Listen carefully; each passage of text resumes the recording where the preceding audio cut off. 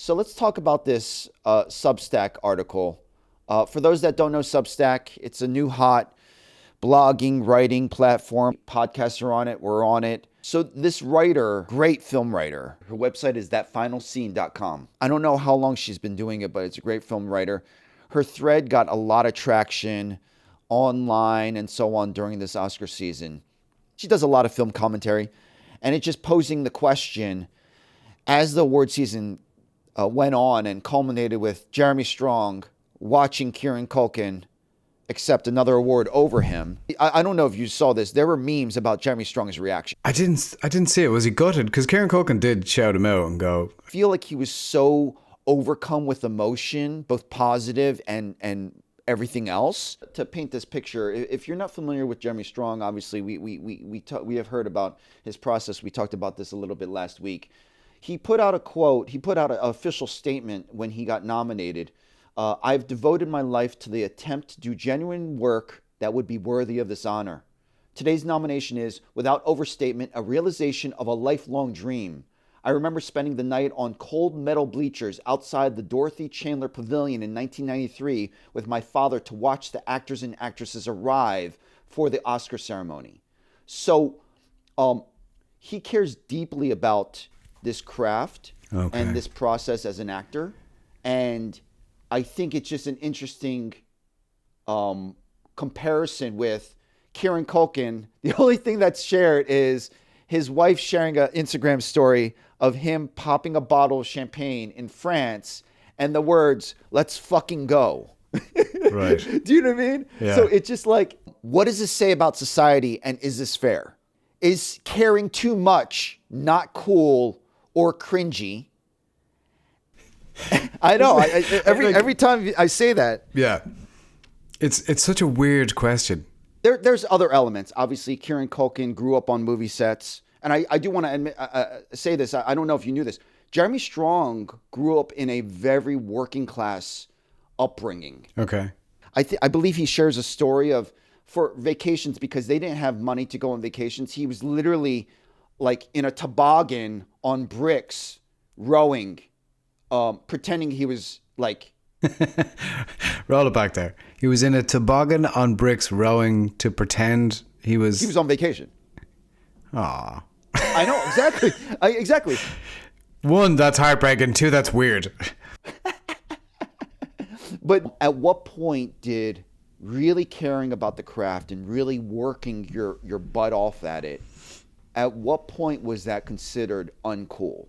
Now, yeah. I know that's a weird generalization that maybe Gen Z kids are talking about, but here we are. Because I feel like in society that actually... I feel like in society that actually is kind of true. I don't know if the people who care and work the hardest are actually the ones being celebrated and rewarded. I feel like people want to be with the party guy who's organizing the happy hour. Yeah. And that guy actually might get promoted at your office. That's interesting. Yeah. Well, one thing is, when we talk about status in scenes, and ease, status is ease, and really caring about something doesn't sort of engender ease. You know what I mean? Like I think that's spot on. Caring about something too much or gripping it too tightly is the opposite of ease, I think. This is a shameless plug. We talked about Jeremy Strong and his process. We actually talked about it last week. I went to a Q&A that he was doing for The Apprentice during this award season. I put it up on my YouTube at Ekansong, Ekansong. I thought it was great. I thought it was incredibly informative. So I'm going to put that link in the description. I did not think it was cringy. I thought it was actually very captivating. So there's nothing wrong with really caring about something. Like I don't know, it's a complicated question, because one, I think it's brilliant that, he cares that much in some ways. Two, in my own experience of caring too much about something, the tighter I grip it, the further away it gets in some ways. Great to have all that ambition, but just to not be attached to the outcome of it. It's like trying to catch the wind. Yes. First off, you're spot on, because I think historically we always idolize these cool characters who had ease. I mean, we're talking about James Dean. We're talking about Brad Pitt in Ocean's 11. We're talking about Cool Hand Luke.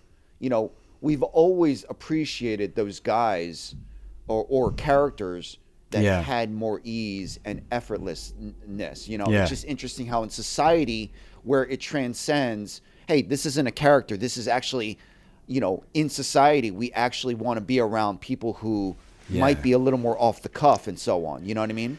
Yeah. And go ahead. Funnily enough, because I don't think it means that any of these people care any less, but like somebody like Jack Nicholson, who sort of, you know, embodies ease in a lot of ways, in the way that he works and the way he comes across on screen.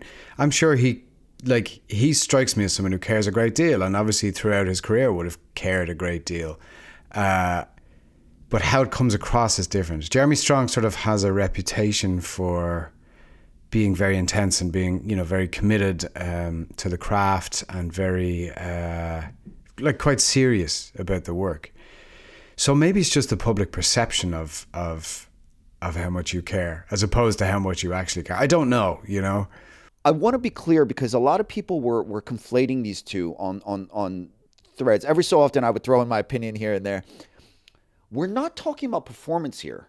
Both of those performances are incredibly, the goal as an actor, and you know, it's something that we talk about in LK, we want to be brilliant, but we also want to make it look effortless. That's kind of part of the magic trick, right? We want to be great actors, and we want to make it look effortless. We're not saying that Jeremy Strong's performance ever looks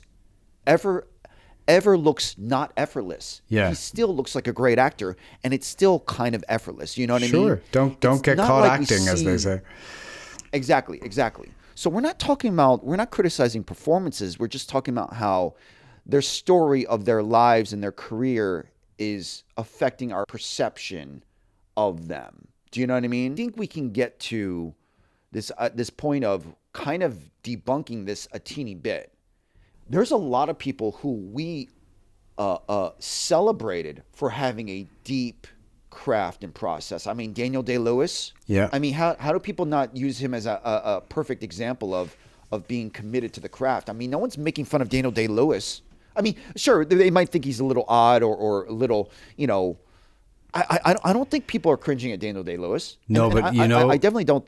Yeah, go ahead. You know what I think the difference with Daniel Day-Lewis is? Nobody knows Daniel Day-Lewis. You know what I mean? He doesn't do very many interviews. He doesn't talk about it. Like, that's the difference, I think, is that he's not out there talking about his process. And I think Jeremy Strong is a bit more accessible in that respect. I think he has probably said a little bit more lately, you know what I mean? And I'm not faulting for that at all. Like, he's obviously being interviewed and he's doing press and these things are coming up. But I don't have a sense of Daniel Day-Lewis as a person. I mostly know his work, you know. Jeremy Strong, I think there is a bit of a public persona or public perception of who he is as a person, because he's also been on a very successful TV show, and that's like in Succession, and that's slightly different to doing a lot of really intense Oscar-nominated movies up to that point. You know what I mean? Hey, friends, if you like that clip, click here to watch the full episode in its entirety. Come on. You know you want to.